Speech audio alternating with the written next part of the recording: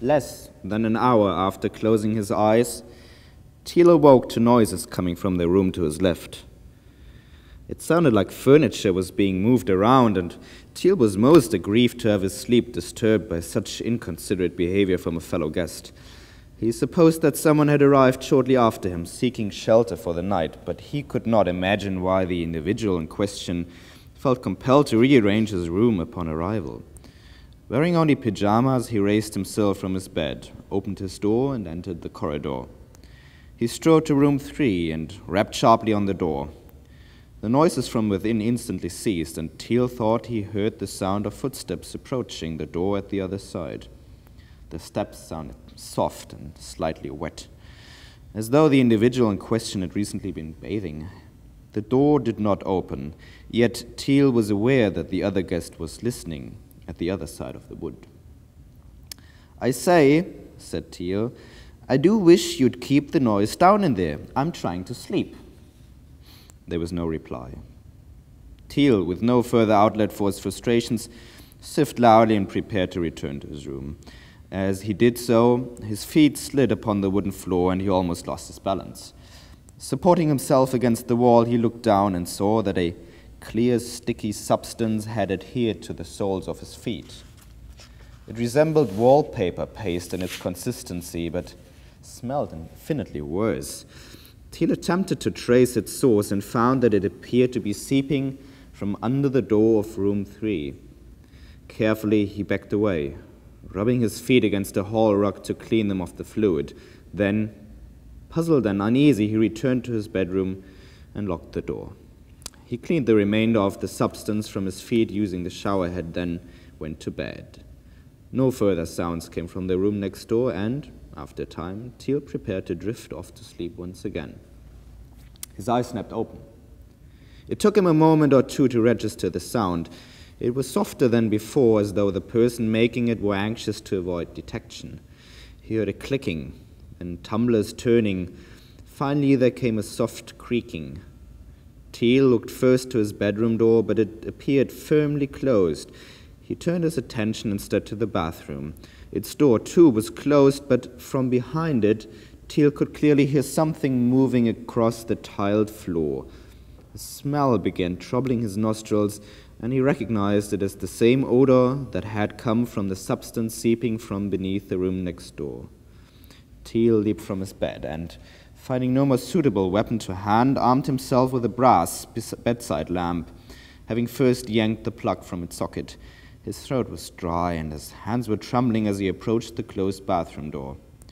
"You in there," he said, and he was pleased to note that his voice was not shaking quite as much as his hands. "I'm armed. I suggest that you return to your own room instantly, or I shall have no choice but to summon the innkeeper, or, worse, to take matters into my own hands and force you back there myself."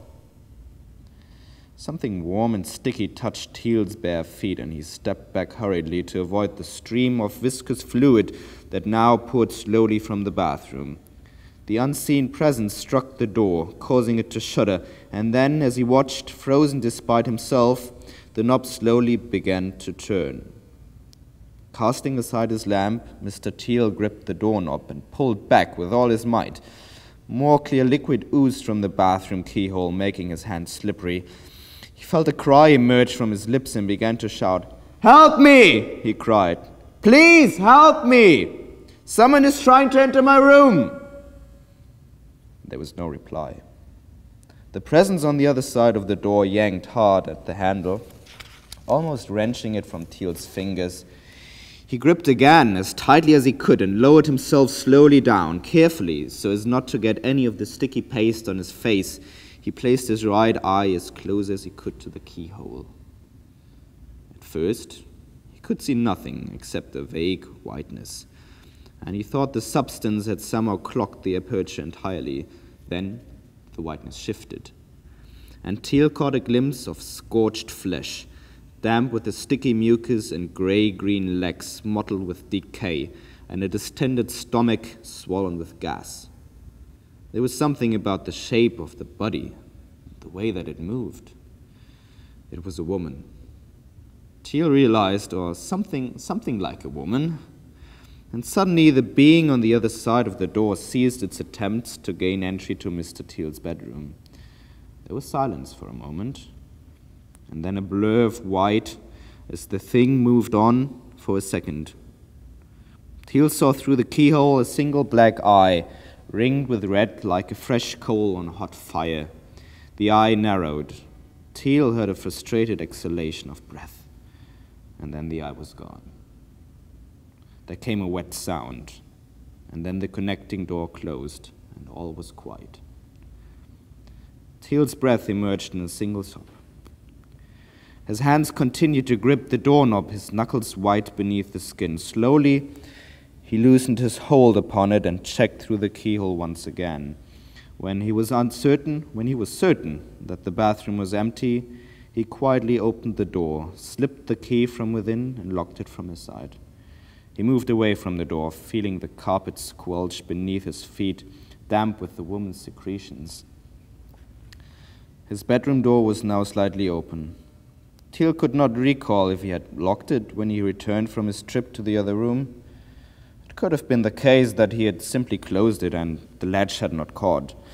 It had certainly been closed when the woman in the bathroom caused him to leave his bed, but perhaps his exertions had rattled the floorboards and the walls, thereby causing it to open. He went toward it, closed it properly now, and locked it securely.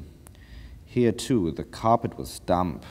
Although whether from Teal's earlier visit to room 3 or through some other agency, he was unable to say, Teal felt panic arising and fought against it. He fumbled for a light switch, but the sole illumination in the room came courtesy of the 2 bedside lamps, one of which now lay by the bathroom door, while the other stood unlit on the other nightstand. Still, Teal could see that his room appeared empty. There was only the bed, the armchair, the 2 nightstands, and the great wardrobe that now lay at his back. Teal sprang away from it, retreating slowly to his bed. He reached for the lamp and pressed the switch, instantly filling the room with a soft orange glow. The illumination cast the wardrobe partly in shadow, but Teal could see that one of its 3 doors was ajar. No sounds came from within, but Teal was now close to the limits of his endurance, fearful now that he had managed not to lock the woman out of his room, but had somehow contrived to secure her inside with him. Teal's legs struck the edge of his bed. Unable to take his eyes from the wardrobe, it was almost a quarter of a minute before he registered the sensation of wetness against the back of his thighs and heard the sound of fluid dripping from the sheets onto the floor. Behind him, something moved damply upon the mattress. Slowly, Teal turned his head and saw the shape of a woman beneath the sheets. Her sparse gray hair was slick and thin against a yellowed skull. A patina of thick liquid lay across her body, and Teal had a sudden image of fat melting in a pan. Slowly, the woman pushed back the sheet, inviting him to join her. Her back was to him, and he saw the open, bloodless wounds upon it and patches of scarred, burned tissue. Her hands were less damaged, but her nails were long and curled like corkscrews. The woman began to turn her head, and Teal saw that whatever her hands had been sparred by was made up for by the damage to her face. He glimpsed bone and tendons and bare teeth exposed by the scorching of her lips. The teeth parted, and the remains of a tongue licked provocatively at him. Teal screamed. He ran for the bedroom door and fumbled with the key in the lock. There came the sound of sheets being thrown from the bed and damp feet falling softly upon the carpet. Teal's fingers fumbled with the key. So badly were they trembling, but at last it turned in the lock. He wrenched the door open and fled into the corridor, abandoning his case and his clothes, descending the stairs and racing past the fireplace and into the night. He thought that he heard the sound of something sliding down the stairs at his back, moving on its belly like some great white leech, but he did not look back. His car was still in the yard, but the keys were in the bedroom. Teal kept running and lost himself in the welcome embrace of the darkness.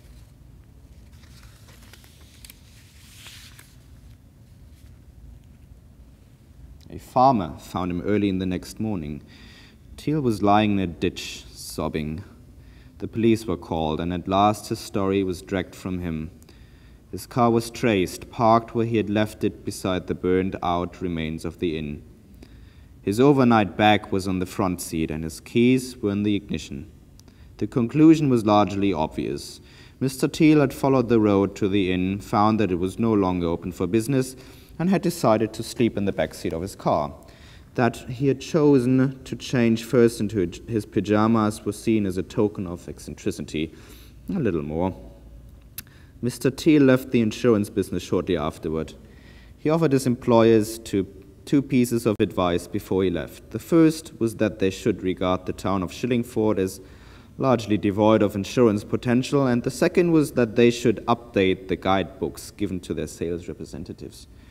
He also announced that he would never again sell an insurance policy and subsequently embraced the monastic life where he remained happily celibate for the rest of his days. The inn at Shillingford remains closed, or open, depending upon one's misfortune.